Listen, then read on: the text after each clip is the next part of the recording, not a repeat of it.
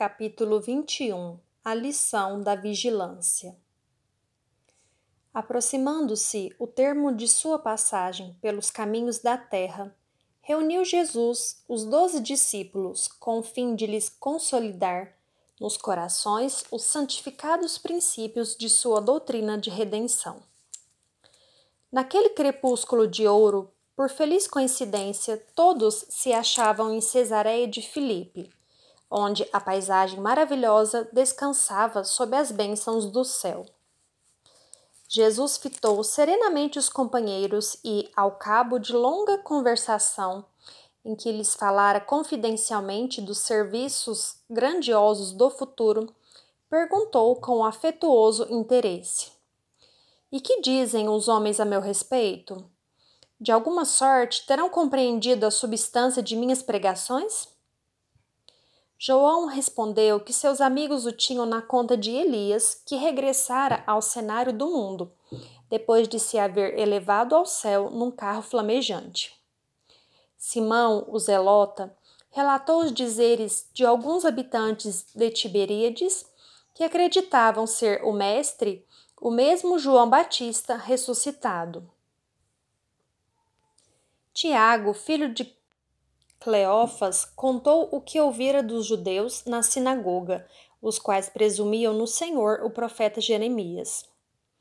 Jesus escutou-lhes as observações com o habitual carinho e inquiriu: "Os homens se dividem nas suas opiniões, mas vós, os que tendes comungado comigo, a todos os instantes, que dizeis que eu sou?" Certa perplexidade abalou a pequena assembleia. Simão Pedro, porém, deixando perceber que estava impulsionado por uma energia superior, exclamou comovidamente: "Tu és o Cristo, o Salvador, o Filho de Deus vivo." "Bem-aventurado sejas tu, Simão", disse-lhe Jesus, envolvendo-o no amoroso sorriso, "porque não foi a carne que te revelou estas verdades, mas meu Pai que está nos céus. Neste momento entregaste a Deus o coração e falaste a sua voz. Bendito sejas, pois começas a edificar no Espírito a fonte da fé viva. Sobre essa fé edificarei a minha doutrina de paz e esperança, porque contra ela jamais prevalecerão os enganos desastrosos do mundo." Enquanto Simão sorria, confortado com o que considerava um triunfo espiritual, o mestre prosseguia esclarecendo à comunidade quanto à revelação divina no santuário interior do espírito do homem, sobre cuja grandeza desconhecida o cristianismo assentaria suas bases no futuro.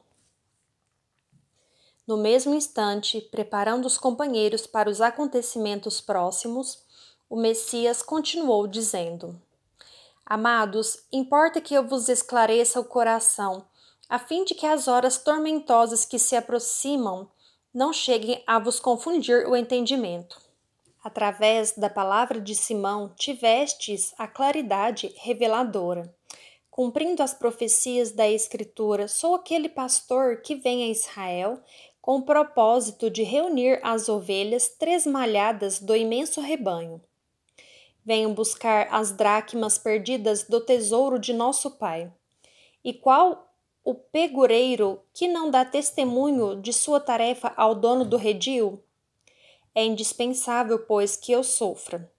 Não tardará muito o escândalo que me há de envolver em suas malhas sombrias. Faz-se mister o cumprimento da palavra dos grandes instrutores da revelação dos céus, que me precederam no caminho. Está escrito que eu padeça e não fugirei ao testemunho." Havendo pequena pausa na sua alocução, Filipe aproveitou-a para interrogar emocionado: "Mestre, como pode ser isso, se sois um modelo supremo da bondade? O sofrimento será então o prêmio às vossas obras de amor e sacrifício?" Jesus, no entanto, sem trair a serenidade do seu sentimento, retrucou: "Vim ao mundo para o bom trabalho e não posso ter outra vontade senão a que corresponda aos sábios desígnios daquele que me enviou. Além de tudo, minha ação se dirige aos que estão escravizados no cativeiro do sofrimento, do pecado, da expiação. Instituindo na terra a luta perene contra o mal, tenho de dar o legítimo testemunho dos meus esforços. Na consideração de meus trabalhos, necessitamos ponderar que as palavras dos ensinos somente são justas quando seladas com a plena demonstração dos valores íntimos. Acreditais que o náufrago pudesse sentir o conforto de um companheiro que apenas se limitasse a dirigir-lhe a voz amiga lá da praia em segurança? Para salvá-lo, será indispensável ensinar-lhe o melhor caminho de livrar-se da voragem destruidora. Nunca tão só com exortações, mas atirando-se igualmente às ondas, partilhando dos mesmos perigos e sofrimentos. O fardo que sobrecarrega os ombros de um amigo será sempre mais agravado em seu peso, se nos pomos a examiná-lo, muitas vezes guiados por observações inoportunas.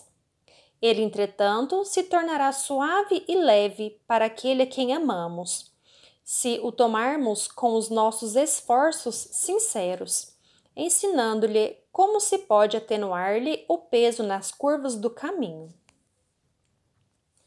Os apóstolos entreolharam-se surpresos e o Messias continuou: Não espereis por triunfos que não os teremos sobre a terra de agora. Nosso reino ainda não é, nem pode ser deste mundo. Por essa razão, em breves dias, não obstante as minhas aparentes vitórias, entrarei em Jerusalém para sofrer as mais penosas humilhações. Os príncipes dos sacerdotes me coroarão a fronte com suprema ironia. Serei arrastado pela turba como um simples ladrão. Cuspirão nas minhas faces, dar-me-ão fel e vinagre, quando manifestar sede, para que se cumpram as Escrituras. Experimentarei as angústias mais dolorosas, mas sentirei em todas as circunstâncias o amparo daquele que me enviou. Nos derradeiros e mais difíceis testemunhos, terei meu espírito voltado para o seu amor e conquistarei com o sofrimento a vitória sagrada, porque ensinarei aos menos fortes a passagem pela porta estreita da redenção, revelando a cada criatura que sofre o que é preciso fazer, a fim de atravessar as sendas do mundo, demandando as claridades eternas do plano espiritual. O mestre calou-se comovido. A pequena assembleia deixava transparecer sua surpresa indefinível, sem comprometer a amplitude das advertências divinas. Foi aí que Simão Pedro, modificando a atitude mental do primeiro momento e deixando-se conduzir na esteira das concepções falíveis do seu sentimento de homem, aproximou-se do Messias e lhe falou em particular: Mestre, convém não exagerardes as vossas palavras. Não podemos acreditar que tereis de sofrer semelhantes martírios. Onde estaria Deus, então, com a justiça dos céus? Os fatos que nos deixais entrever viriam demonstrar que o Pai não é tão justo. Pedro, retira essas palavras, exclamou Jesus com serenidade enérgica. Queres também tentar-me como os adversários do Evangelho? Será que também tu não me entendes, compreendendo somente as coisas dos homens, longe das revelações de Deus? Aparta-te de mim, pois neste instante falas pelo espírito do mal. Verificando que o pescador se emocionara até as lágrimas, o mestre preparou-se para a retirada e disse aos companheiros: Se alguém quiser vir após mim, renuncie a si mesmo, tome a sua cruz e siga os meus passos. No dia seguinte, a pequena comunidade se punha a caminho, vivamente impressionada com as revelações da véspera. Simão seguia humilde e cabisbaixo. Não conseguia compreender por que motivo fora Jesus tão severo para com ele.